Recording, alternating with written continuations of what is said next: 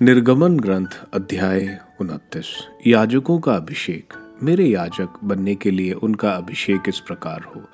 यह सामग्री तैयार करवाओ, एक बछड़ा, 2 आदोश मेढ़े, गेहूं के मैदे से बनी हुई बेखमीर रोटियां, तेल मिश्रित बेखमीर पूरियां और तेल से चुपड़ी हुई चपातियां। उन्हें एक टोकरी में रखवाओ। बछड़े और मेढ़ों के साथ वह टोकरी मेरे पास लाओ। इसके बाद हारून और उसके पुत्र को दर्शन कक्ष के द्वार पर पहुंचाओ और उन्हें जल से नहलाओ। फिर वस्त्र लेकर हारून को कुर्ता, अंगरखा, एफोद और वृक्ष पेटिका पहनाओ। कलात्मक ढंग से उन बने कमरबंद से एफोद को हारून पर बांधो। उसके सिर पर पगड़ी रखो और उस पर स्वर्ण पुष्प लगवाओ। अभयंजन का तेल लेकर उसे उसके सिर पर उड़ेलते हुए उसका अभिषेक करो। उसके पुत्रों को अपने पास बुलाओ और उन्हें कुर्ते पहनाओ। हारून और उसके पुत्रों के शरीर पर कमरबंद बांधो और उनकी पगड़ी पहनाओ। एक चिरस्थायी विधान द्वारा उन्हें याजक का पद प्राप्त होगा। तुम इस प्रकार हारून और उसके पुत्रों का अभिषेक करोगे। बलि। तब बछड़ा दर्शन कक्ष के सामने ले आओ। हारून और उसके पुत्र बछड़े के सिर पर अपने हाथ रखेंगे। फिर दर्शन कक्ष के द्वार पर प्रभु के सामने इस बछड़े की बलि चढ़ाओ।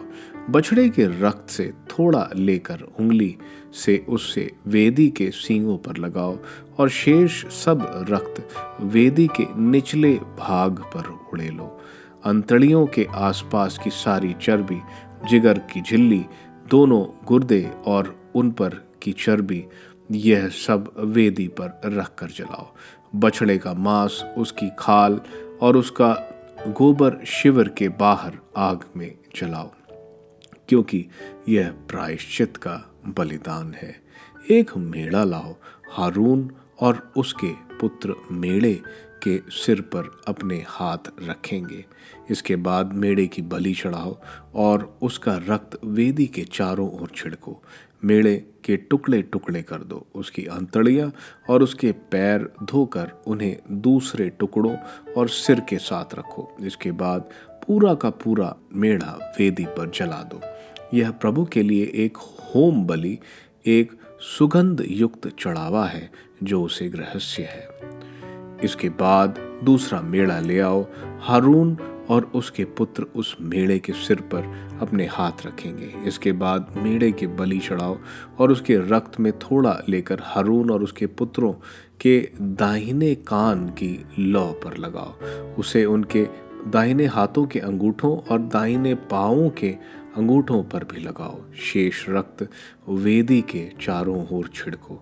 वेदी पर छिड़के हुए रक्त और अभियंजन तेल से कुछ लेकर हारून और उसके वस्त्रों तथा उसके पुत्रों और उसके पुत्रों के वस्त्रों पर छिड़को। इस प्रकार वह उसके वस्त्र, उसके पुत्र और उनके वस्त्र पवित्र हो जाएं।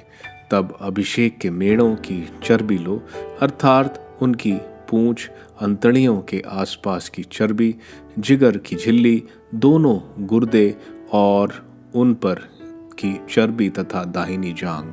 फिर प्रभु के सामने रखी टोकरी से, जिसमें बेखमीर रोटियां हैं, एक रोटी, एक तेल मिश्रित पूरी और एक चपाती निकालो।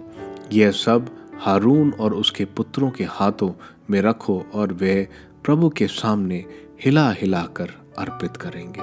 फिर उन सब चीज़ों को उनके हाथों से लेकर होम के साथ वेदी पर चलाओ। यह होम बलि है, एक सुगंध युक्त चढ़ावा जो प्रभु को रहस्य है। हारून के अभिषेक में प्रयुक्त मेढ़े का सीना लेकर उसे प्रभु के सामने हिला हिलाकर अर्पित करो। यह तुम्हारा भाग होगा। मेढ़े का सीना और उसकी जांग अलग करो। यह इज़राइलियों द्वारा प्रभु को अर्पित बलिदानों का वह भाग है जिसे वे हारून और उसके पुत्रों को दिया करें। हारून के पवित्र वस्त्र बाद में उसके पुत्रों को मिलेंगे।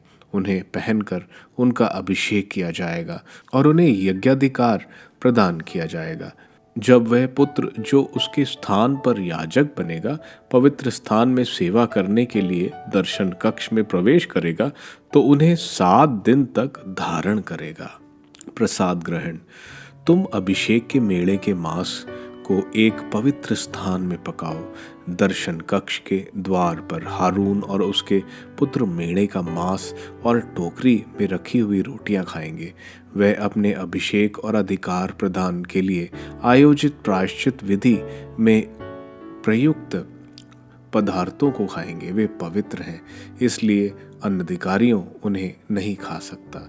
यदि अभिषेक के मेढ़े के मांस या रोटी में से सवेरे तक कुछ बच जाए तो वह बचा हुआ भाग आग में जला दिया जाए। वह पवित्र है, उसे कोई नहीं खा सकता। वेदी की प्रतिष्ठा।